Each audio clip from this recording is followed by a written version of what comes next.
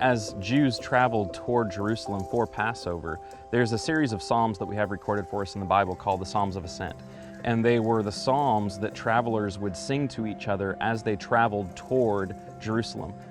And they're excited as they climb that road, cresting the Mount of Olives, and they're excited about the temple and the Temple Mount and God's presence. And so all of that anticipation is building as they crest that hill. Barry, we've made it to the top of the Mount of Olives, up from Jericho. This was a momentous event for Jesus. This is his last Passover. He's used to coming here, but this one's extra special for him. That's right. We typically call this the triumphal entry. And it's interesting, in verse 37 of Luke 19, it says, "And as he was drawing near, already on the way down the Mount of Olives, the whole multitude of disciples began to rejoice and praise God." Can we go and follow this path down into Jerusalem, similar to what Jesus did? We can. Of course, the road that he went down is long gone, but there is a road that leads from the top of Mount of Olives down to the Kidron Valley, and that's where I'd like to go right now. Let's do it.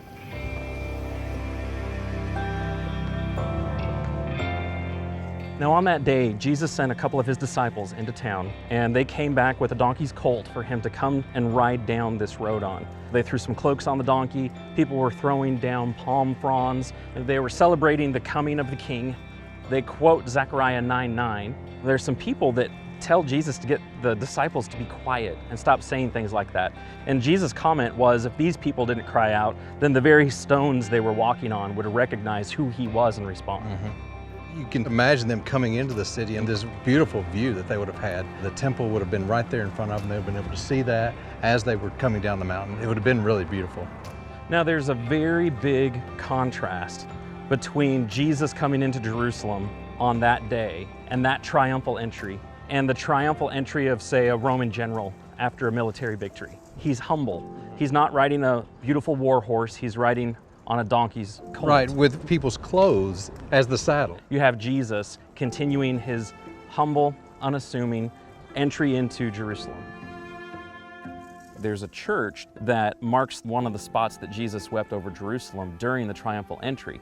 And so in the midst of all that jubilation, Jesus is actually sorrowful because he's anticipating the rejection he's going to experience in just a couple of days. Jeremy, this is the Dominus Flevit Church. Dominus Flevit is Latin for the Lord weeps, and of course we know the Lord wept many times over Jerusalem. There are several times where he does that. The one that most people think of is at the end of that final week of Jesus, where he's been teaching, he's been in the Temple Mount, but during that triumphal entry, when everybody is celebrating about their king arriving in his city, he's actually weeping as he's riding that donkey down into town, because he's anticipating their rejection of him at the end of the week. Yeah. Let's just go in here and take a look around. Jesus had visited Jerusalem many times over his life.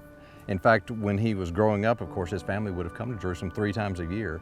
And so it's probable that he had been to Jerusalem more than 50 or 60 times during his entire life.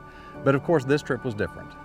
He knew what lay ahead of him, and he knew what he was going to have to go through. He knew what was about to happen.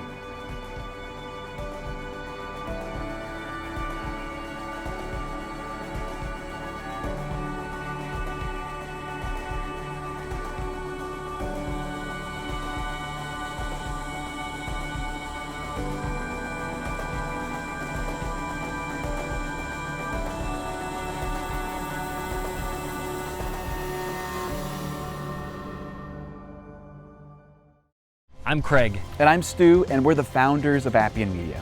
We really hope that you've enjoyed the content that you've just seen. This was only made available through the generous donations of so many of you. We believe that the world should have biblically accurate, visually engaging content about the Bible, and it should be free for everyone. We would encourage you to visit the membership page of appianmedia.org and consider becoming a reoccurring member. Everything that you donate to Appian Media is tax deductible. However you decide to donate, we really appreciate your support.